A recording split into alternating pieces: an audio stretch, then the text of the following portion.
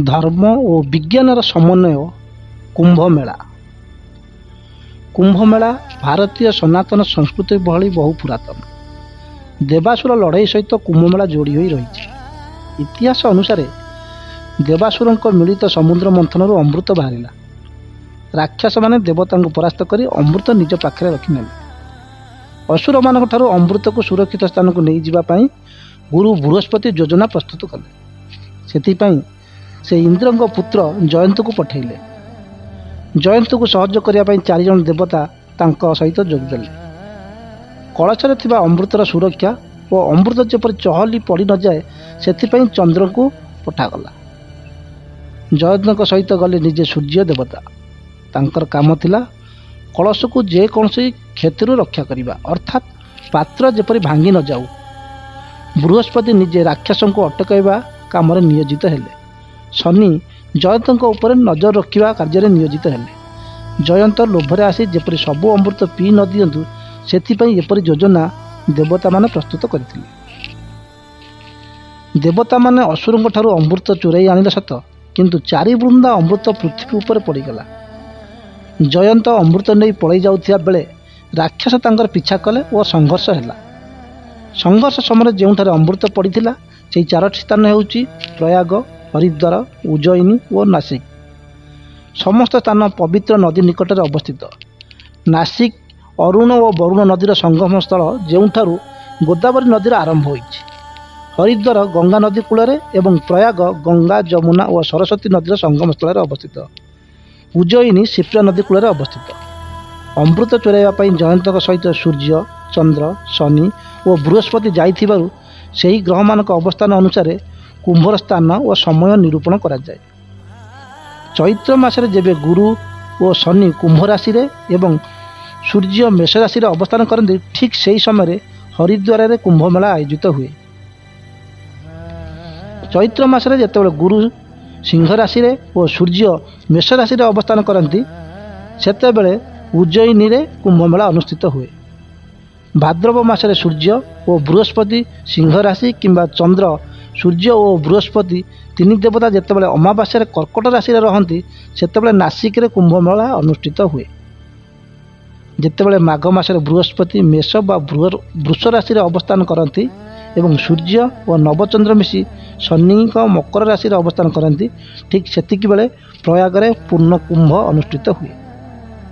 राक्षस मानक ठारू अमृत आनिबा कार्य गोटे दिन रे समाप्त होई नथिला। एही कार्य संपूर्ण 12 दिन समय लगिथिला।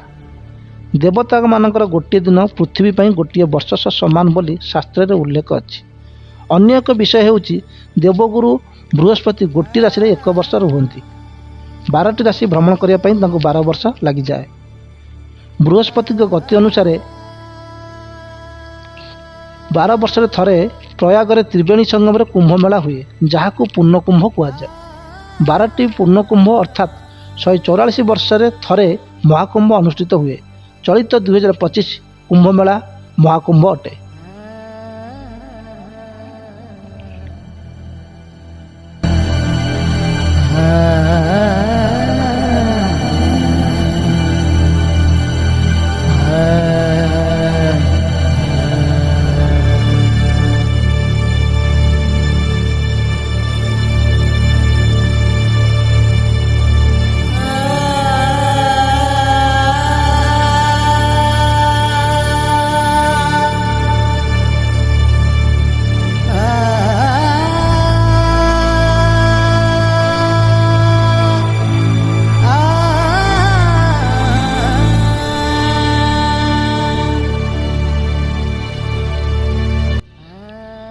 गुरु बृहस्पति खगोल अनुसार पृथ्वीर रक्षाकर्ता अटंती। जेते सबू आस्ट्रॉयड पृथ्वी आड़ को आसती से सबू को बृहस्पति निज आड़ को टाणी नियंती। जो कारण पृथ्वी ध्वंस न होई आज पर्यंत तिष्ठि रही।